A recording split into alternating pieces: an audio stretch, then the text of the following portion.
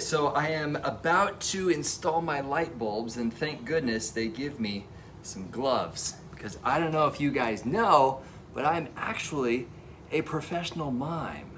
That's right, I was actually just hired at a women's golf tournament in downtown Seattle, and I roved around there for 2 straight hours. Now you may be like, well, you're an awful mime. Well, there's an unspoken rule, in pantomime, where if you have an incomplete costume, then you're actually allowed to talk. However, once you put the complete costume on, in this particular case it's the gloves, you cannot actually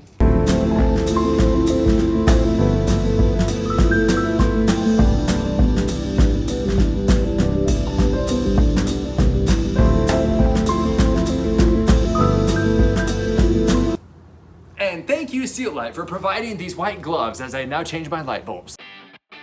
Hello, Amazon.com. It's me, Beau, coming to you today with these horrible lights, of which I am changing on my Toyota Highlander. It's a hybrid 2006. So we are replacing the main lights here. Do keep in mind, these are not necessarily for the high beams. These are just for your running lights. And these lights, of which I link below, also cover your fog lights as well. So, which is convenient because they do come in a pack of 4. So we have 1, 2, and then 3, 4. But these lights right here from Sealight, these do not require any kind of fan. So they run quiet and they are bright.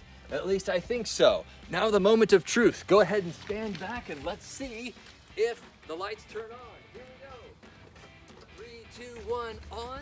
Let's see. Yes, indeed. The bright white LED lights are working. Let's see. Oh, look, the fog lights are working also. There and there. Beautiful. And let's also make sure that the off, on, high beams, and no beams. As far as installation goes, the best Hinge tip trick that I have for you guys is, before you pull your existing light out, make a mental note where the cable is going. Usually it's going straight down out of the light.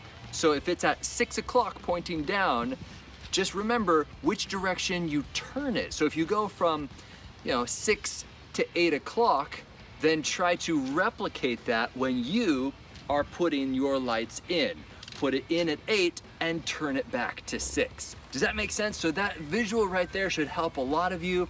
If you've got some skinny arms, you should be able to thread in here no problem, not even take anything off.